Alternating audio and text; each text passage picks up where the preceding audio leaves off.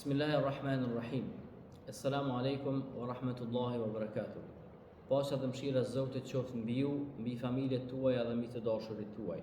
Të dashur vëllezërit e mi, të respektuara nëna dhe motra. Allahu fuqiplot në Kur'anin Fisnik na ka porositur gjëra të vlefshme, gjëra të cilat nëse ne i veprojmë do të jemi prej atyre të cilët fitojmë në këtë botë dhe në botën tjetër. Por nëse lexojmë Kur'anin do të gjejmë urdhresa të cilat duhet t'i kryejmë dhe ndalesa prej të cilave duhet largohemi. E padyshim, të gjitha ato urdhra të cilat Allahu fuqiplot na i ka dhënë në Kur'an, të gjitha ato këshilla të cilat Allahu na i ka dhënë në Kur'an, janë për të mirën tonë dhe natyrshëm i pranon fiziku dhe shpirtërorja e njeriu. Por edhe të gjitha ndaresat që Allahu ka kërkuar që ne të largohemi prej tyre, edhe të gjitha gjërat e urryera të cilat Allahu nuk i pëlqen, nuk i pranon edhe fetreja jonë, pastërtia jonë, natyra jonë. Prej atyre të cilët Allahu na ka këshilluar dhe prej neve ka kërkuar duke na urdhëruar që ne të jemi të respektueshëm dhe të sjellshëm karshi prindërve tonë. Allahu fuqiplot në Kur'anin Fisnik në disa ajete flet për prindërit. Në disa ajete flet për mirësjelljen me ta, flet për dashurinë me ta, flet për respektin që duhet kemi ne si fëmijë për ta. Allahu fuqiplot në Kur'an në njërin prej ajeteve kuranore na thot: "Wa wassayna al-insana biwalidayhi ihsana." Ne e kemi porositur njeriu që të jetë i sjellshëm me prindërit e tij. Allahu fuqiplot thot: "Ne e kemi porositur njeriu." Kjo porosi nuk është e thjeshtë. Kjo ajet kuranor nuk është i thjeshtë. Kjo thirrje nuk është e thjeshtë.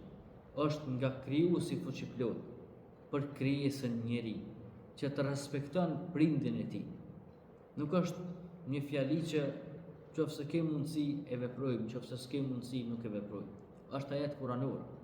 Nëse ne nuk i përmbohemi ajetit kuranor, nëse ne nuk i përgjigjemi ajetit kuranor, nëse ne nuk e mësojmë këtë porosi prej ajetit kuranor, çfarë muslimansh jemi ne? Çfarë besimtar jemi ne? Çfarë kërkojmë prej Zotit ne? Kur Allah ka kërkuar prej ne, "Wa wasayna al-insana biwalidayhi ihsana." Me të vërtetë, njeriu ne kemi porositur ne, Allahu fuqiplot, që të jetë i sjellshëm me prindërit e tij. Këtë porosi duhet ta vëmë në praktikë. Duhet ta vëmë në punën tonë, në jetën tonë, praktikën tonë, gjatë ditëve tona me prindërit tonë në shtëpitë tona. Abdullah ibn Mas'udi, Allahu qoftë i kënaqur me të, thot: "E kam pyetur një herë Muhamedit alayhis salam dhe i thash: Ja Rasulullah, cila është vepra që Allahu e don më së shumti? Cilën punë e don Zoti më së shumti?" Mu përgjigj Muhamedi alayhis salam edhe tha: "Es-salatu ala waqtiha." Namazin në kohën e tij. Kryerja e namazit në kohën e tij. Të dashur vëllezërit e mi, të respektuara nëna dhe motra. Kur të vije koha e namazit, nuk ka punë që Allahu e don më shumë se sa kryerja e namazit. Kur të thirrë ezani, nuk ka punë që paguon Zoti më shumë, e shpërblen Zoti më shumë se sa kryerja e namazit. Pastaj thash: Ja Rasulullah, cila punë pas namazit në kohën e tij është më e dashur te Zoti? Rasulullah alayhis salam mu përgjigj dhe tha: Mirësjellja dhe bamirësia ndaj prindërve. Muhamedi alayhis salam, shembulltyra ime dhe e juaja, prej porosive të çmuara të tij, të vlefshme dhe të bekuara të tij, ka thënë: Kënaqësia e Zotit fuqiplot është në kënaqësinë e prindërve, por edhe hidhrimi i Allahut është e hidhrimi i prindërve. Nëse dëshirojmë sot ta dimë se sa Zoti është i kënaqur me ne, të shiqojmë raportin tonë me prindërit tonë, të shiqojmë mirësjelljen tonë karshi tyre, të shiqojmë ofrinë tonë karshi tyre, të shiqojmë dashurinë tonë për ta, të shiqojmë sakrificën tonë për ta, të shiqojmë lodhjen tonë për ta, të shiqojmë punën tonë për ta.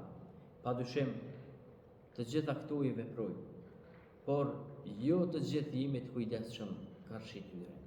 E më thuani, kush jep më shumë për ty dhe për mua se sa prindërit tu. Kush është ai i cili gjatë fëmijërisë e ka prishur gjumin për rahatin tënde? Kush është ai i cili për vojën tënë është mërzitur, për buzëqeshjen tone është gëzuar, për dhimbjet e tua është pikëlluar, dhe me lutje Zotit ju ka drejtuar? A më tregoni që rastisht Rasulullah a.s. ka thënë hadith, kur është pyetur kën me dashur më shumë, ky i bekuar sallallahu alaihi wasallam nuk është përgjigjë rastisht, edhe ka thënë nonën, pastaj ka thënë babën. Pse nonën? Sepse nona është qetësia e shpirtit, nona është rahatia e shpirtit. Më tregoni ju mua dhe përgjigjesni në vetvete, kush është ajo e cila sakrifikon jetën për të sjellë ty në jetë? Kush është ajo e cila jep çdo gjë prej qenies së saj, shpirtit të saj, por edhe jetën e saj, që ti edhe unë vim në jetë? Kush sakrifikoi më tepër? Kush u përball me vdekje për të ardhur në jetë? Kush e pranoi edhe vdekjen për të sjellë një fëmijë në jetë? Por nëse nuk është përballë me vdekjen, ka jetuar edhe nëna edhe fëmiu. Kush është lodh më shumë për ti merr hapet e parë? Kush ka dhënë prej shpirtit edhe zemrës së saj më shumë se sa nona? Kush është zgjuar natën me orë të tëra, që ti edhe unë të bim në gjuhë? Lutja im ishte mërzi e saj, gëzimi im ishte kënaqësi e saj, sëmundja ime ishte pikëllim i saj. Kush përveç nënës? Andaj, vlera dhe respekti dhe mirësjellja ndaj prindit shpërblehet te Zoti, por nëse nuk e meritojmë shpërblimin e Zotit, bindemi që do ta meritojmë hidhrimin e tij, nëse karshi respektit e kemi mos respektin, mos përgjigjen dhe mos dashurinë tonë ndaj tyre, qysh Allahu na ka porositur. Vlera dhe respektimi i prindërve të dashurit e mi, Allahu fuqiplot e ka radhitur në Kur'an me besimin ndaj tij. Në Kur'an, Allahu fuqiplot na porosit edhe thot: "Wa qada rabbuka alla ta'budu illa iyyahu wa bil walidayni ihsan." Allahu i madhreshëm ka dhënë urdhër të prerë që mos të adhurohet askush përveç Zotit një, mos të madhrohet askush përveç Allahut fuqiplot, mos të njihet për Zot askush përveç Zotit, sepse nuk ka Zot tjetër përveç tij. Pastaj wa bil walidayni ihsan, dhe me prindërit të sillemi si është më së miri. Me prindërit të sillemi si është më së miri. Nevoja për të kujdesur për prindërit është shumë e madhe kur ata arrin pleqëri, kur ata arrin të lodhen prej shëndetit dhe prej viteve që kanë kaluar. E kujdesi ynë më tepër duhet jetë në pleqërinë e tyre. Fatkeqësisht sot me zemër të thyer e themi që shumë prindi gjejmë në për rrugë, shumë prindi gjejmë në për kafe, shumë prindi gjejmë në për gjalltore të ndryshme, të cilët të gjitha ndoshta i kanë, por kujdesin e fëmijëve nuk e kanë. Shumë dëgjojmë sot ne dhe jo, kam kaq fëmijë, një është në Kosovë, një është jashtë Kosovës, të gjithë janë shëndoshë mirë, të gjithë janë në puna, por më tregoni çfarë duhet ajo punë, kur nona dhe baba jyte janë të lodhur në moshë dhe e kanë siklet, e kanë mundim, e kanë gojle, e kanë breng një ushqim litur, ku të gjejnë dhe ku të ushqejnë.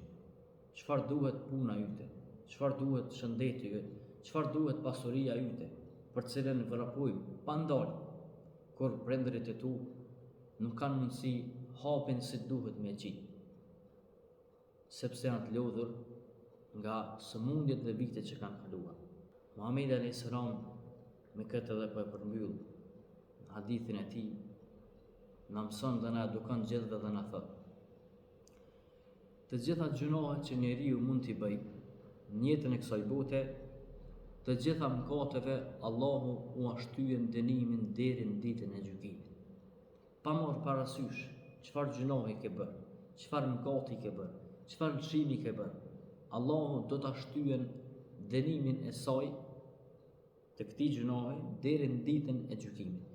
Përveç mos respektit, mos bindjes ndaj prindërve, Allahu këtë mëkat do ta shpejtoj dënimin e saj dhe do ta merresh dënimin e këtij gjunohi derisa të mos vdes apo para se të vdes, do ta merresh dënimin e mos respektit ndaj prindërve. Andaj nuk kanë çka të vynë pasuria, nuk ka çka të vynë shëndeti, nëse bjen gjumë ti i ndarë për prindërve të tu, ti larg prindërve të tu. Kuptohet, jo të gjithë kanë arsye. Për këtë, ata që janë të pa arsyeshëm në këtë dhe nuk kanë arsye për këtë, bindeni që hidhrimi i Zotit është e hidhrimi i prindërve. Andaj kujdes, kujdes, kujdes çfarë dhe si sillemi me prindërit tonë. Selamu alaikum wa rahmatullahi wa barakatuh.